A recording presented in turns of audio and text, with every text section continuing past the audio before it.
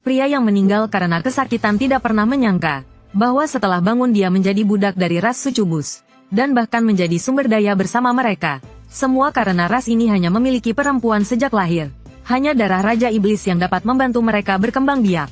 Saya pikir hidup ini akan berakhir dalam kehinaan lagi. Tanpa disadari, darah sucubus juga merupakan makananku. Meminumnya tidak hanya meningkatkan semua atributku, tetapi juga memberiku kemampuan baru. Pada saat itu aku akan membalas semua kehinaan yang kuterima. Ternyata ini adalah dunia di mana manusia dan makhluk aneh hidup berdampingan. Untuk melawan monster-monster ini, beberapa manusia membangkitkan kemampuan evolusi. Sedangkan aku terinfeksi oleh makhluk aneh, dan menderita penyakit mematikan yang bisa membunuh sewaktu-waktu. Demi mengumpulkan uang hidup untuk adikku selama 10 tahun ke depan, aku hanya bisa ikut tim untuk masuk ke dungeon berbahaya demi uang. Namun aku justru bertemu bos tersembunyi, raksasa Titan. Kapten merasa aku membebani tim. Dia melukai perutku dengan belati dan melemparkanku ke Titan. Katanya sampah sepertiku pantas menjadi tumbal untuk para evolver. Tepat saat mulut ular hendak merobekku, sebuah lingkaran sihir merah darah tiba-tiba muncul di belakangku. Saat aku membuka mata lagi, aku sudah berada di tempat yang asing. Bukan hanya tanpa luka, bahkan pakaianku pun berubah. Saat aku masih bingung, kelompok sucubus mulai berdiskusi dengan antusias. Tak disangka gulungan rusak yang ditemukan Nicole ternyata benar-benar memanggil seorang pria, dan auranya adalah dari iblis tingkat tinggi. Kali ini kita benar-benar beruntung. Mendengar ini aku agak bingung. Tak mengerti bagaimana aku bisa berada di sarang sucubus. Dan apa maksud dari panel atribut ini? Tiba-tiba Nicole, sucubus tingkat 3, berbicara. Akulah yang memanggil Anda ke sini dengan formasi kuno.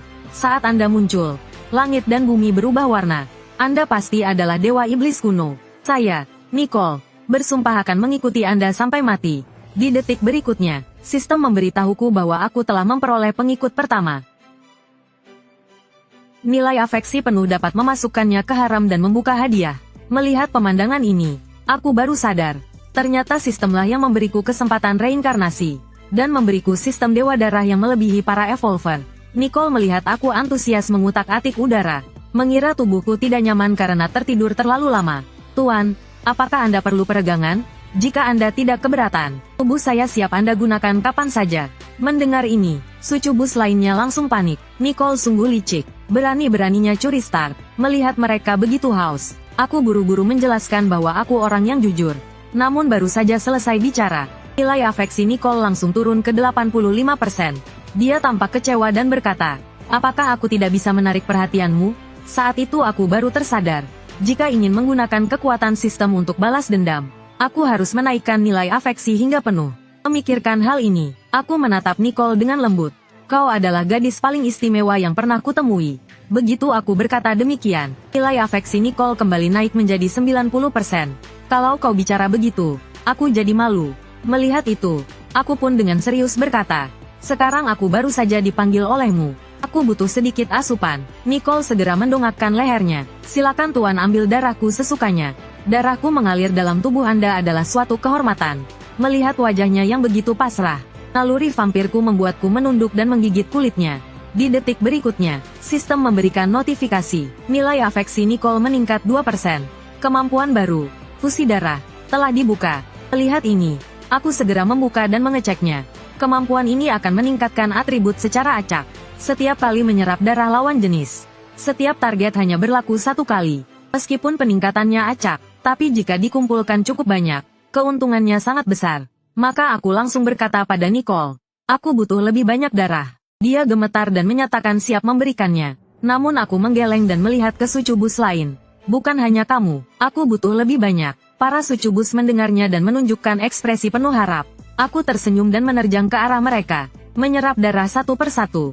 Setiap gigitan memicu efek pasif, dan angka pada panel atribut terus melonjak. Tubuh sucubus sangat sensitif. Hanya dengan gigitan ringan mereka sudah gemetar. Malam pun tiba dengan cepat. Sucubus kembali ke tempat tinggal masing-masing.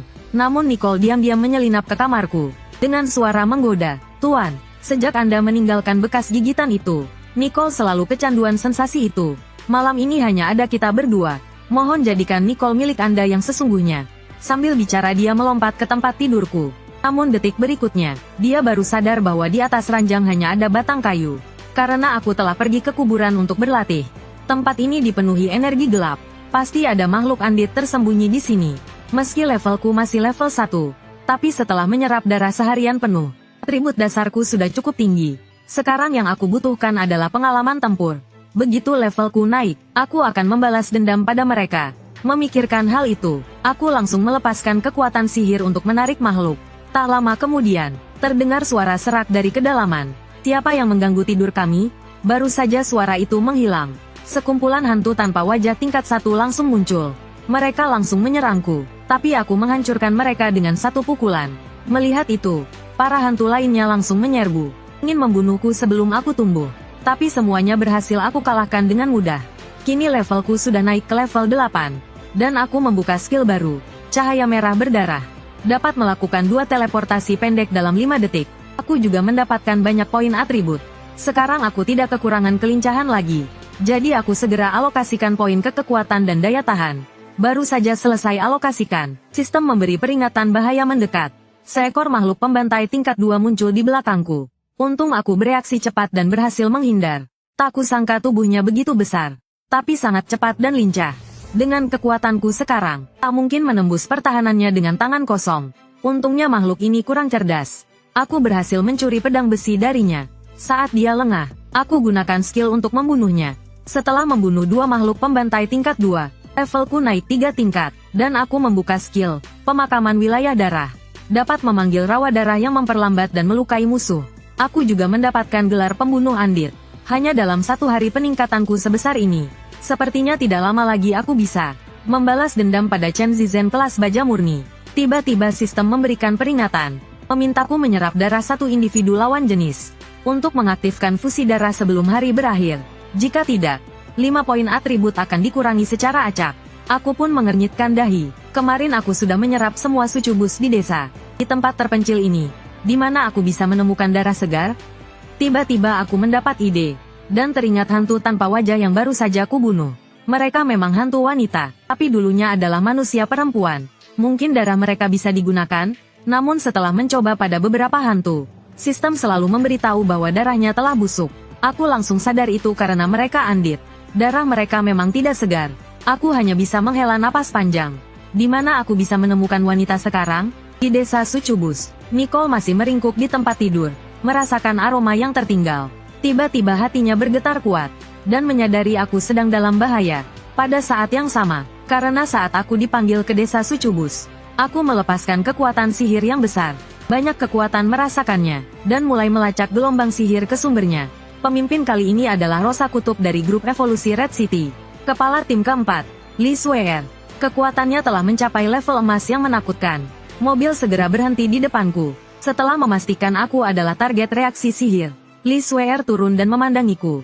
Penampilan seperti ini memang langka. Kau pasti makhluk darah. Dia langsung memerintahkan bawahannya. Cepat tangkap dia hidup-hidup dan masukkan ke dalam kotak. Melihat ini, aku langsung bersemangat. Ternyata benar ada wanita datang. Tapi dengan levelku sekarang, aku masih belum sebanding dengan mereka. Aku harus menyerang lebih dulu. Lalu aku segera gunakan cahaya merah berdarah, dan teleport ke belakang Li Suer. Sebelum dia sempat bereaksi, aku memeluknya erat dari belakang. Dia baru saja ingin melepaskan diri. Namun sudah terlambat, aku membuka mulut lebar-lebar, dan langsung menggigit lehernya. Detik berikutnya, sistem menginformasikan bahwa misiku selesai. Li Suer sangat marah saat itu. Karena sepanjang hidupnya, baru kali ini tubuhnya disentuh seseorang. Dia langsung melepaskan perisai es, dan melemparku jauh dengan sekejap. Meski dia tampak sangat marah, nilai afeksinya justru meningkat menjadi 30%. Aku langsung tahu dia tipe yang tidak jujur pada perasaannya. Selagi dia belum berniat membunuhku, aku harus segera kabur. Tapi saat itu juga, 2 orang muncul dari hutan.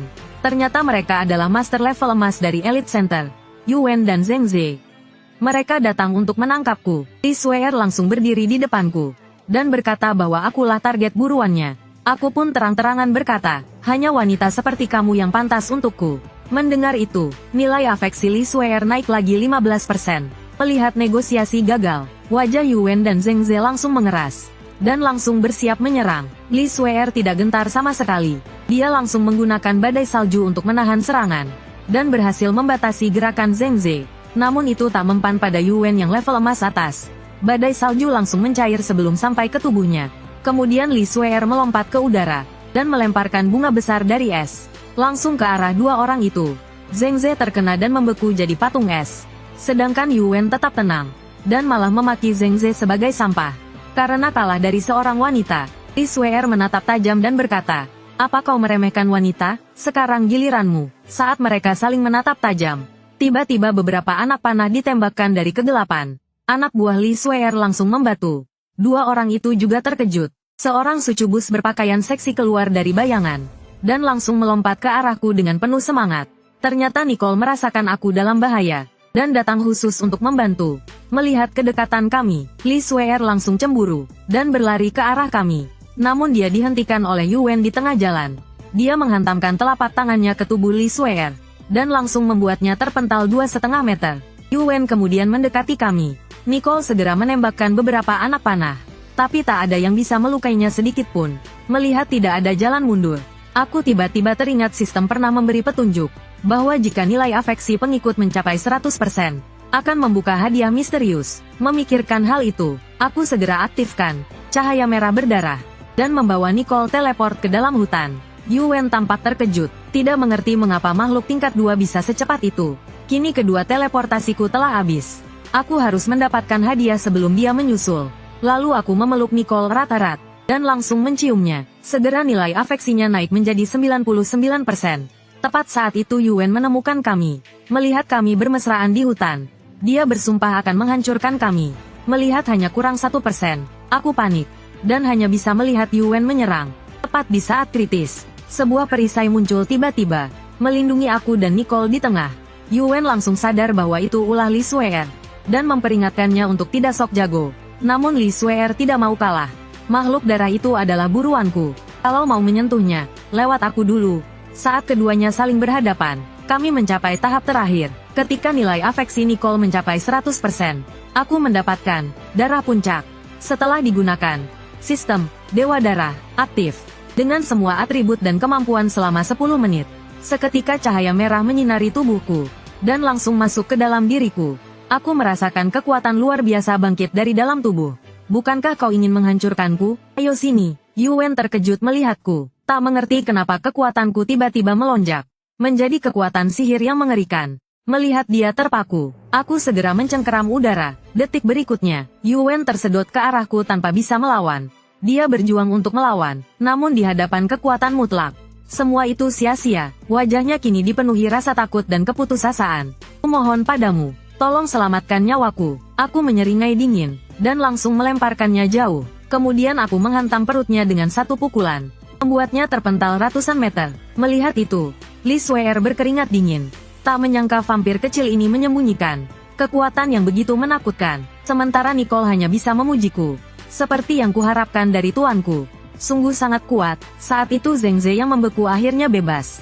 Dia tertawa keras, mengaku bahwa tadi dia hanya lengah. Sekarang dia akan serius. Namun sebelum selesai bicara, aku tiba-tiba memanggil banyak kelelawar. Wajah Zheng Ze seketika pucat. Dia mencoba menghindar, tapi kelelawar itu seperti memiliki kecerdasan, mengepungnya tanpa celah. Sesaat kemudian, yang tersisa hanya tulang belulang. Aku langsung naik 5 level sekaligus, dan membuka skill baru barusan. Saat itu tubuh Yuan yang masih bertahan duduk. Kumohon, ampunilah aku. Ayahku adalah CEO pusat elit. Jika kau biarkan aku pulang, apapun yang kau minta akan kuturuti. Mendengarnya aku hanya tertawa, lalu mengangkat tubuhnya ke udara. Kalau begitu, aku antar kau pulang. Begitu selesai bicara, aku melemparkannya sekuat tenaga ke depan.